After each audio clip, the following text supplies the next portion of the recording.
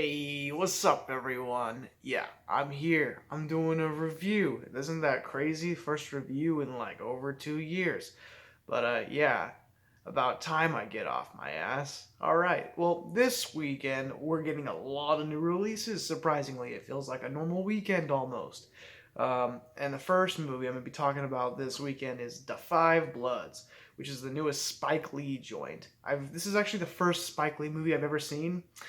I believe that's the truth. Yeah, I don't think I've seen any of those other movies, but I need to get a lot of them out of the way. So this movie is about four African American Vietnam War veterans who go back to Vietnam later in their lives to uncover a treasure that they hid there while doing their wartime. But this movie is not just about that simple premise. There's a lot of subtext in this film. There's a lot of social commentary as well. It's Spike Lee. You're going to get that. Being this my first Spike Lee movie, I was not prepared, I guess you could say. I had no idea like how he would deliver his social commentary. I knew going in that he likes to deliver a lot of it in his movies, but I was hoping that he would deliver it very subtly, because that's how I like my social commentary in my films. All right, I like it subtle. I like to be not taken out of the overall story that's being taken place just for a point to be made. I hate it when there is a lot of on the nose social commentary in film. And for the most part, I'm happy to say that this is very subtle social commentary. I really, really liked that about this movie. There is a few bits and pieces in there where it does get a little bit on the nose, but for the most part, it was pretty subtle. And I just realized while editing this how inaccurate that statement sounds. Okay, I wouldn't say the social commentary is subtle. Actually, it's pretty out there. It's pretty obvious that you know exactly what he's trying to convey. But I guess what I was trying to say is that it's delivered very well.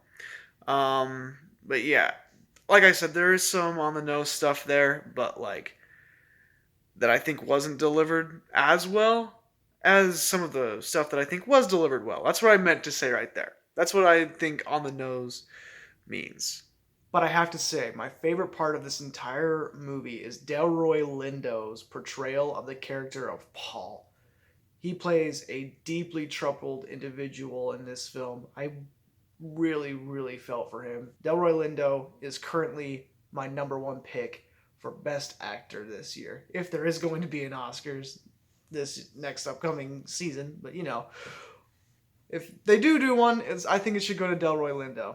Chadwick Boseman is also in this film. He plays a side character. I had no idea how they were going to use him in this movie, but I was very, very emotionally satisfied with how they ended up using him. I also thought the rest of the supporting cast was amazing as well.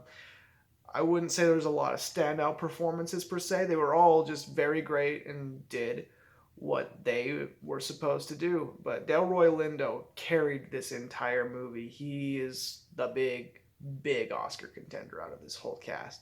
I'm really interested to see how all of Spike Lee's other films hold up to this one. This is definitely not my favorite movie of the year per se, but I think it is very, very well made. As for issues, like I said, there is some on the nose social commentary.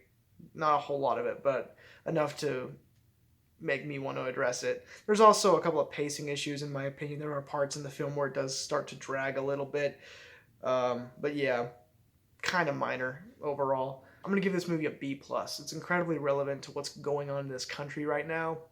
And I highly recommend it to anybody who can take all of the violence of Vietnam War, blood and guts. But it's not about that. It's all about the messages that this film is trying to portray, which it does very well. Okay, that's my thoughts on Da 5 Bloods. Very good movie overall. I think right now it sits at my number 5 or number 6 out of my favorite movies of this year so far. Two other movies coming out this weekend that I really, really hope I motivate myself to review. I'm going to be seeing Artemis Fowl tomorrow night, even though I know it's going to be a rough road. I can't wait to see how bad it is.